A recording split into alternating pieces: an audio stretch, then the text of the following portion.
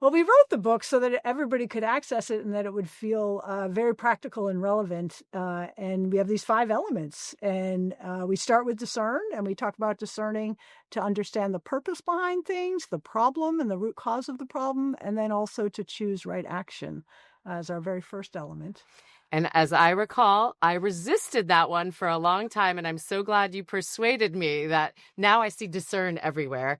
Our second one is cultivate relationships, which sort of is intuitive to people because we think about the necessary human elements of doing our work. And we also talk about relationships of the work itself, working across departments and silos and kinds of work. Yeah. And then we thought a lot about context and history because that's one that so often we find ourselves up against. And that's really about, do we understand the context in which we're trying to lead?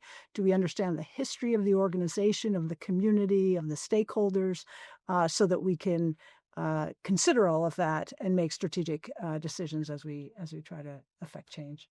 And then we have a harness power, which is maybe my favorite and least favorite because I think in my own leadership, it's been an area that I tried to kind of ignore for a while and then have finally realized we need power to make things happen. So we talk a lot in the chapter about how power is necessary in order to make change and improvement happen. And so how do we think about that in a really intentional way? Right. And then I think our last one, which is think big, act small, learn fast, which people tend to find to be both a mouthful and kind of fun, is really just recognizing that given how complex the work is, this idea of having real clarity about purpose, but then being willing to try lots of little experiments and learn fast from them to maximize the flywheel that drives improvement, is one that's been really resonant for folks. And also makes the work feel manageable, right? So you're not feeling like I have to figure out how to do this huge thing all by myself all at once. So I think that's been a lovely complement to it. And we wrote it so you could, if one of those captivates your attention, you can just dive into that one first. You don't necessarily have to read them in sequence.